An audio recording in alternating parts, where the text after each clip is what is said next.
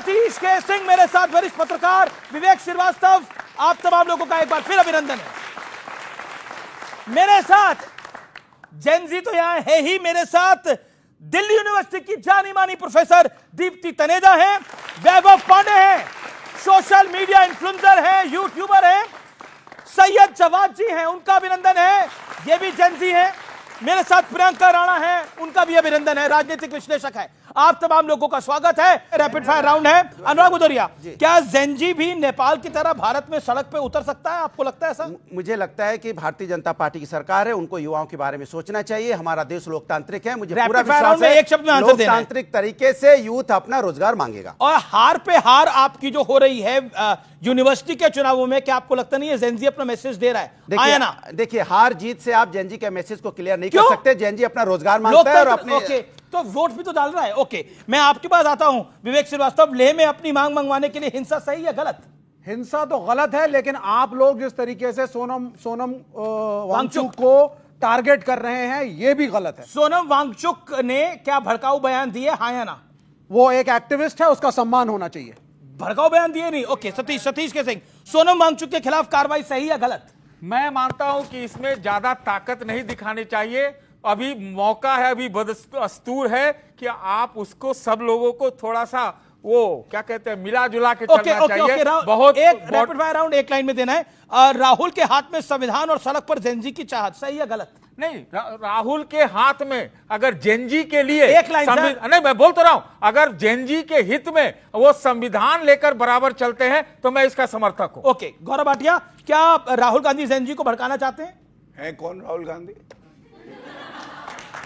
राहुल गांधी नेता प्रतिपक्ष है और चलिए, युवाओं से थोड़ा डिस्कनेक्ट के चलते 2024 में सीटें घटी, सही या गलत? देखिए, मैं समझता हूं कुछ कमियां रही होंगी, आत्मचिंतन करने की आवश्यकता होती है। भाजपा और मजबूत होकर आई, लेकिन हम कभी भी किसी संस्था पे आरोप नहीं लगाएंगे। कमी अपने अंदर है, अपने अंदर जाके और मजबूत होकर आएंगे। पीएम मोदी पर युवाओं का भरोसा बढ़ा है या कम हुआ है? 1,00,000% अगर किसी पर भरोसा है तो प्रधानमंत्री मोदी जी पर है। वही देश के आम नौजवानों को परिवारवादियों के खिलाफ संजीवनी दे सकते हैं। विपक्ष युवाओं की मदद से अराजकता पैदा करना चाहता है, हाँ या नहीं? बिल्कुल करना चाहता है, लेकिन हो नहीं पाएगा। सबसे पहले इस चर्चा की शुरुआत गौरव भाटिया आपसे करते हैं और 50 सेकंड का वक्त देते हैं। देश का जेनजी किसके साथ? इस टॉपिक के पे आप कहां खड़े हैं? हम तो वहां खड़े हैं जहां युवा और जेनजी खड़े हैं, और इसीलिए तो इतनी मजबूती से खड़े हैं और इनकी शान में अर्ज करते हैं, हम वो दरिया हैं जिसे अपना हुनर मालूम है, हम जिस तरफ चल देंगे रास्ते बन जाएंगे। ये है हमारे युवा। जी जी जी, इस बहस में 2-3 बिंदुओं पे जरूर चर्चा होनी चाहिए और मैं समझता हूं दलगत राजनीति से ऊपर उठ के होनी चाहिए। सबसे पहला, हमें यह जानने की आवश्यकता है क्यों हमारा भारत देश महान है। सत्ता में कभी हम हैं, कभी पहले कांग्रेस रही है, लेकिन आप देखिए पिछले 11 साल में नरेंद्र मोदी जी ने भारत के लिए क्या दिया है। सबसे पहले स्थिरता, पॉलिसी पैरालिसिस होता था, अब मजबूत निर्णय भी लिए जाते हैं। मैं एक आंकड़ा देता हूं, पिछले 11 साल में अमीश जी, सारे दर्शक यहां बैठे हैं, नेपाल में जो हेड ऑफ स्टेट हैं 8 बदले गए, श्रीलंका में 5 बदले गए, पाकिस्तान में 4 बदले गए, लेकिन भारत में आप लोगों ने यह सुनिश्चित किया नरेंद्र मोदी जी प्रधानमंत्री रहे, क्योंकि एक प्रधानमंत्री है और हमारा देश भी नंबर 1 है। सो पहली बात स्थिरता, यह भारत का लक्षण है, भारत का गुण है। दूसरी बात जो बहुत अहम है, सतीश जी यहां पे हैं, निष्पक्ष तौर से अपनी बात रखते हैं, मैं ये जरूर रखना चाहूंगा। विवेक भाई भी मेरी तरफ देख के मुस्कुरा रहे हैं।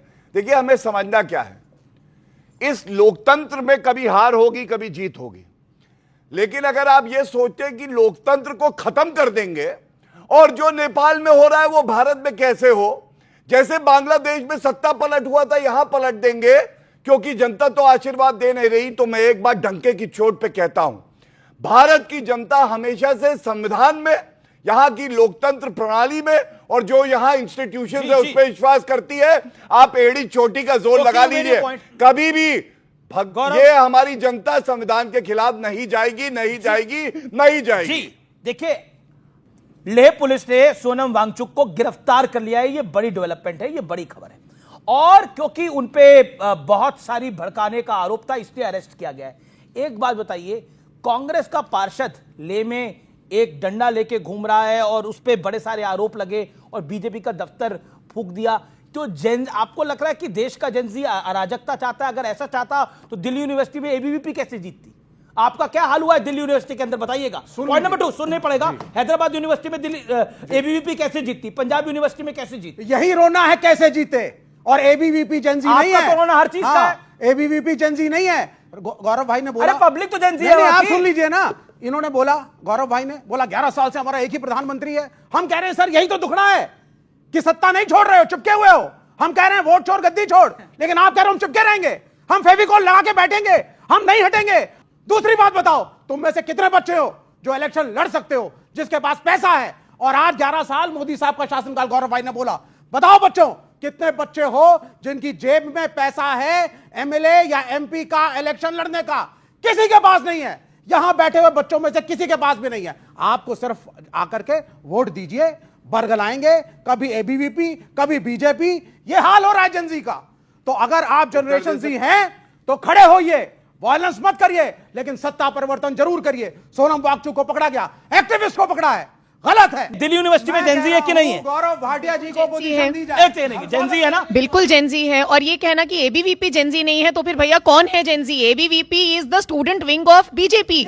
तो so you don't, that is your perspective, but you cannot deny the fact that आप कह नहीं सकते हो ना कि एबीवीपी जेंजी नहीं है। राजनीतिक दल का संगठन नहीं है, यह एक विचार परिवार है और एबीवीपी देश के छात्रों को संगठित करके काम कर रही है। हराओ ना उनको चुनाव में। गलत लोकतंत्र मत बोलिए। के अंदर क्या है? लोकतंत्र के अंदर क्या है? गलत मत बोलिए। लोकतंत्र के अंदर क्या होता है? लोकतंत्र के अंदर किसी को अपनी कुर्सी से उठाओगे और बैठ जाओगे, ऐसा नहीं होता। लोकतंत्र के अंदर चुनाव की प्रक्रिया होती है, आपको माननी पड़ती है। एनआरकी नहीं चलती है। ये भी लगता है, ये है लोगों के पास, ना एबीवीपी का टिकट मिलेगा इन्हें, ना बीजेपी का मिलेगा, ना एबीवीपी का मिलेगा, ना बीजेपी का मिलेगा। ओके, गौरव भाटिया वो कह रहे पैसा लगता है, उन्होंने इशारा करा पैसा लगता है। देखिए इनके साथ दिक्कत क्या है, ये कह रहे फेविकोल लेके बैठे, चिपक ही गए। अरे यही बात तो गांधी परिवार, नकली गांधी परिवार के लिए जनता कहती है कि ऐसा कुर्सी पे बैठते हैं कि चिपक ही जाते हैं। 55 साल सत्ता में रही कांग्रेस पार्टी इस देश में, आपको जान के हैरत होगी 40 साल गांधी परिवार का सदस्य प्रधानमंत्री रहा। और आपको यह भी जान के हैरत होगी 40 साल पिछले में 32 साल गांधी परिवार का ही व्यक्ति अध्यक्ष रहा। लेकिन भाजपा ने क्या किया? हमारा जो जोड़ है ना, ये मजबूत जोड़ है, क्योंकि ये मोहब्बत का जोड़ है, ये फेविकोल का जोड़ नहीं है। 2 बार प्रधानमंत्री देश को देने थे, दोनों बार यशस्वी प्रधानमंत्री दिए, एक परिवार से नहीं थे, एक अटल बिहारी वाजपेयी जी और दूसरा आदरणीय प्रधानमंत्री नरेंद्र मोदी जी। भाई जहां मुश्किलें हैं वहीं रास्ते निकलते हैं। हम जो युवा हैं वो अंधेरे में भी